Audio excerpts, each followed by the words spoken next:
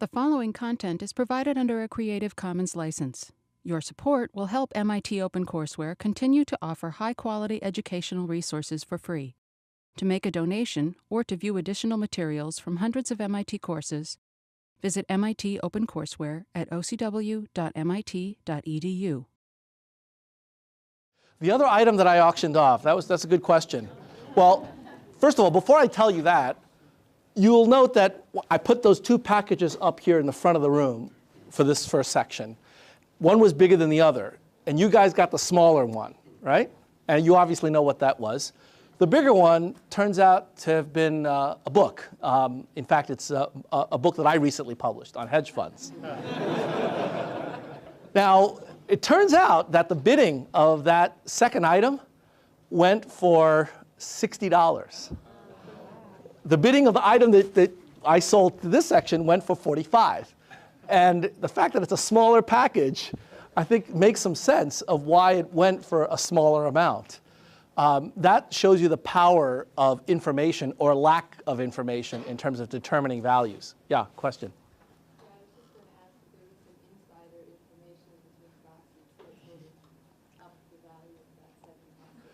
Well, I don't think so, and one of the reasons that I had two different packages, and I showed both of you, this entire section, the two different packages, is to try to eliminate a bit of that kind of private information. I don't believe there was any. If I used the same two items, then I think there would have been a concern that there might have been some information spillover.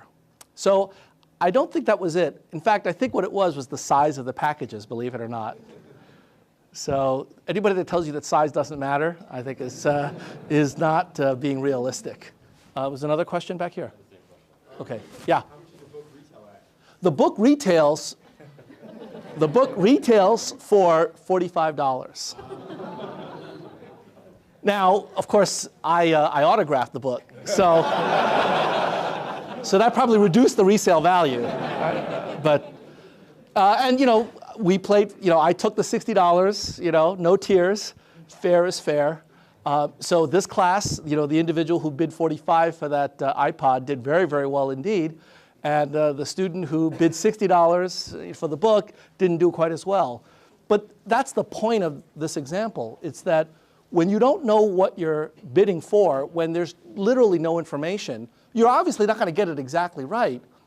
But you have to admit that in the grand scheme of things, it's actually not that far off, and not that far off in a very particular way. I want to, in particular, talk about the iPod, because we were looking at something like a 70% discount off of the retail value of that for this class. Now, I want to comment on that in the context of what's going on today, because I want to spend a few minutes before we start the lecture talking about current events, because finance, of course, involves current events. And right now, we are going through an extraordinarily interesting set of times. I think that's a Chinese curse, right? May you live in interesting times. Well, we're going through some really extraordinary times, because what happened over the weekend is something that has probably not happened since the Great Depression.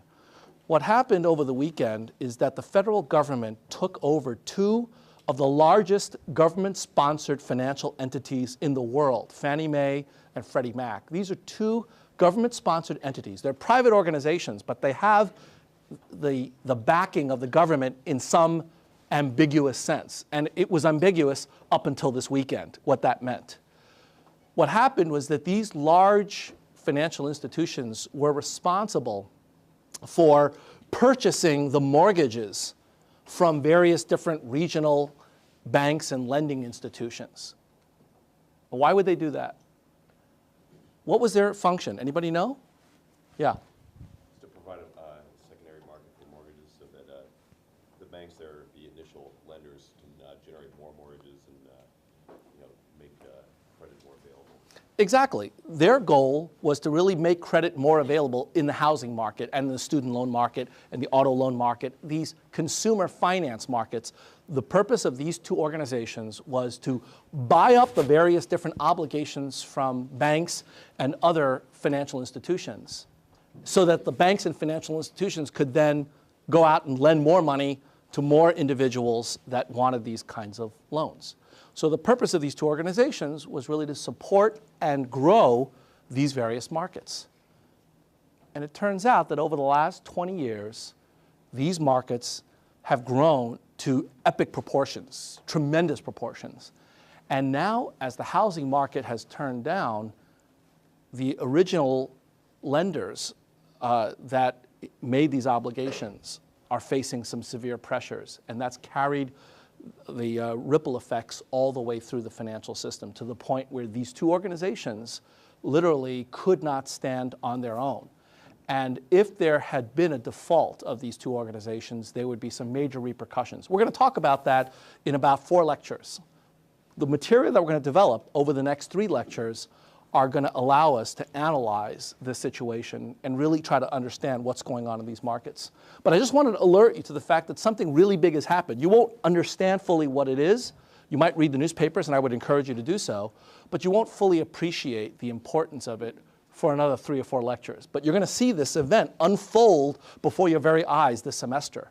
And that will provide the motivation for developing the tools to understand what's going on. Yeah? Can I ask you now, or can we ask you now? Sure. Do you think that was their only option, Paulson's only option, or do you think that was the right? Well, that's a very tough question. In terms of the possibilities for the Secretary of the Treasury, Paulson, and the government, there aren't too many left in the sense that these two organizations are in a real bind in that they have issued lots of securities based upon their activities. And in order to maintain the quality of those securities, in order to make good on those promises that it has made to other counterparties, very important counterparties, I might add, including the governments of India, China, and a number of sovereign wealth funds that we depend on to loan us the money that has kept us in the style to which we have become accustomed in this country. In order for us to maintain those kinds of relationships, we have to make good on our promises. And it's getting harder and harder for these two organizations to do so because while they've got all of these promises that they've made, the money that's supposed to be coming in order to allow them to make good on these promises is dwindling. And as they've tried to raise more money in the open market, it's become harder and harder because people realize that they're in trouble and it's very difficult for them to raise that money. In fact, this is related exactly to the point about the iPod auction that we engaged in last time. Think about how little I received for that $150 item. I received basically 30 cents on the dollar. And why? It's because none of you knew what was in that package. So now, instead of an iPod that's in a wrapped package, imagine if that wrapped package contained paper issued by Fannie Mae or Freddie Mac. And now I'm going to ask you, can you bid on this paper? Now, I don't know whether Freddie Mac or Fannie Mae will still be around in 2 years, but I'd like you to bid on this paper anyway. And by the way, what you get for this piece of paper, I don't really know. So it's wrapped up, and you don't know either. You don't know, I don't know, you know I don't know, and I know you know I don't know.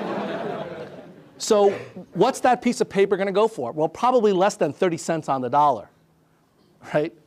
So what we saw happen in this classroom last time is exactly what's happened in spades to these two large organizations. At some point, there has to be a day of reckoning, and the Treasury decided, rather than waiting for that day of reckoning, because if that day of reckoning came before they were able to do something, it's very hard to put the pieces back together. So in my opinion, I think they had very little choice but to do something right now before it got out of hand. And we're going to talk about this again. In fact, we're going to run a trading game where all of you are going to get a chance to engage in this kind of trading. It's not exactly the kind that involves credit, but it'll be a trading game where you'll get to see what it's like to be under pressure and to have to make decisions and value securities in real time.